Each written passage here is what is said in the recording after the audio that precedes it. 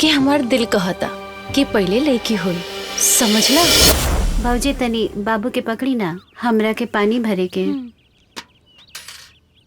आवा जा बाबू।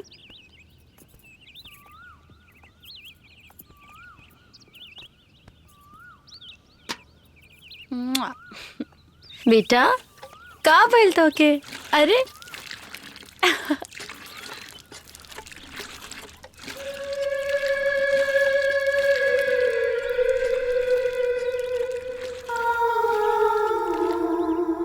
अच्छा ये बताई पहले लड़का हुई कि लड़की? कुछ ना हुई, पहले हमें सोते था बस। अरे बताई ना, पहले लड़का हुई कि लड़के? लड़का, वो हमरे जैसा। अच्छा जी, पहले लड़की हुई।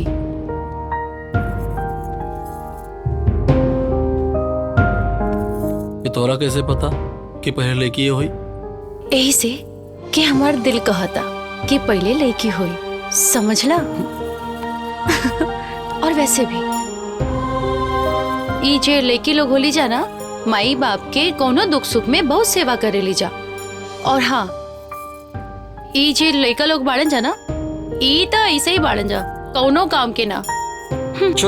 आउच! अरे का भइल?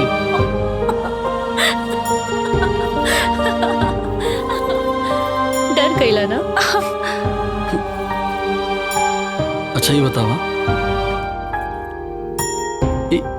लड़का लड़की बाद में हो जाए ना, अभी हमनी की उम्र का भइल बा।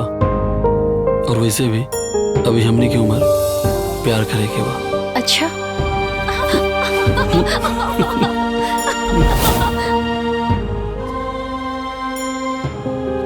अरे कुलच्छनिया दीनानाथ के बेटा के तो चबा गई नी, अब हमरे नतिया के भी चबैबे कारे।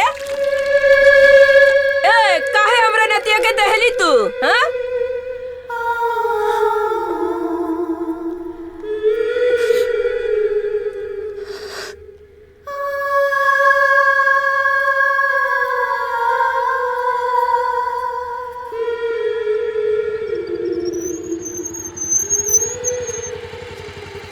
उतरा।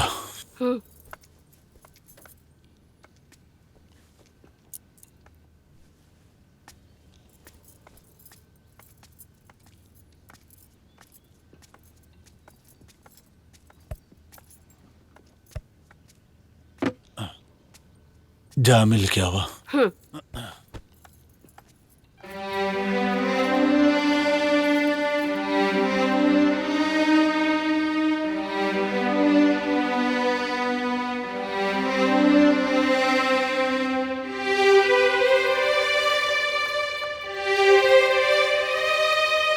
ए जी, घर में तो केहू नहीं है और दरवाजा भी खुलल बा। कहे गए लोग आ जाई, बैठा।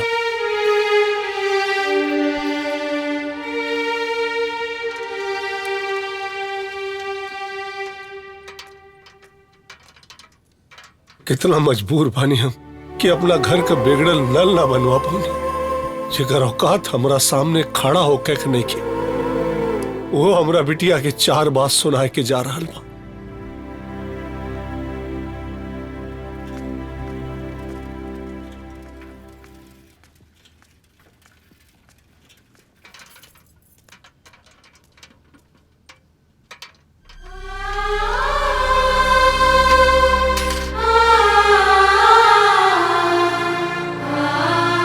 माई, बेटी कैसन बाड़ू? हाँ? बेटी रो मत। बाबूजी प्रणाम। बेटे खुश रहो। पानी न हुआ। बैठा। बैठा।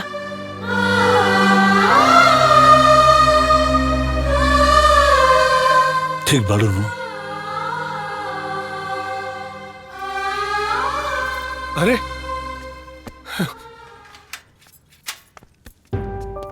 पढ़ाओ लोग कब आई नहीं? बस अभी। अरे बैठी नहीं, हाँ। खड़ा काहे बानी? बैठल जाओ। बैठी। अरे बिटिया खड़ा काहे बाड़ू? चाय पानी के इंतजाम करा है लोगन खातिर? बाबूजी। ना चाय पानी रहे दा तो हमरा पास बैठा। और बताएं सब ठीक? सब ठीक बा। बस भगवान की कृपा बनल रहे आप लोगन पे। बस वह तो चाहिए। बस भगवान से ये ठीक बाड़ू प्रार्थना। ना तो हाँ, ये तू अपन का हाल बना के रख ले बाड़ू। तू इतना उदास काहे रहेलू? अरे तू तो बहुत भाग्यवान बाड़ू जौन तोहरा के पिता जैसन ससुर मिलल बाड़े। और समझी जी जौन तोहरा बारे में सोचत बाड़े वो एकदम सही सोचत बाड़े। और हमने सबके भी इहे राय बा कि तू दोसर ब्याह कइला माई। और अपन नई जिंदगी जिया। माई तू कैसन बात कर रहल बाड़ू? एक बार ना 1000 बार बोल चुकल बानी कि हम दूसर ब्याह ना करब। ओकरा बाद भी बाबूजी आप सबके भी सिखा देनी ब्याह करके हम शादी नहीं के कइल चाहत। कैसा होगा इस भाग्यवान की कहानी का अंत जानने के लिए डाउनलोड करें स्टेज ऐप।